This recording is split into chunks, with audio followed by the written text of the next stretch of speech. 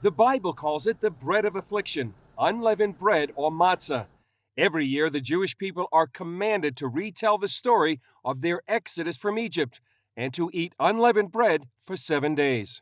Because the Lord made them live very fast, they had to make bread that didn't have time to rise, and they ate this flat bread, which is matzah. Most Israelis take the commandment to eat unleavened bread very seriously, and many actually like it. Grocery stores like this one devote whole sections to it.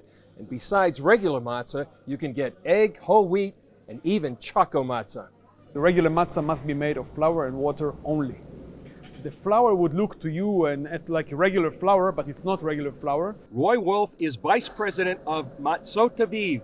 He told CBN News the whole process, from mixing to rolling to shaping to baking, must be finished in 18 minutes, because the moment water touches the flour, it starts rising. In reality, our process is much, much faster. We want to be as efficient as possible, and the whole process takes no longer than 3-4 minutes.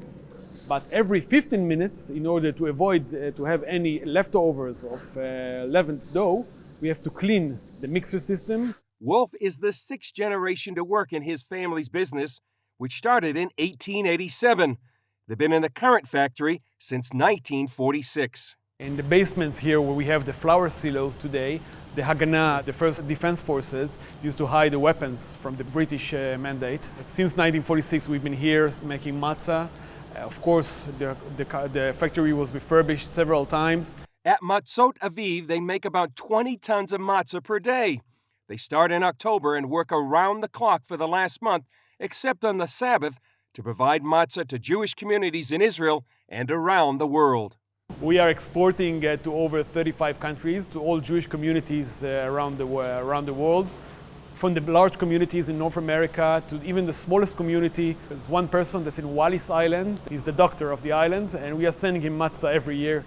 And so he will be able to have a seder with matzah from Israel. But we also have Christian communities buying matzah in countries like Korea and Singapore, where it's, I've been told that in some churches it's been used as the holy bread.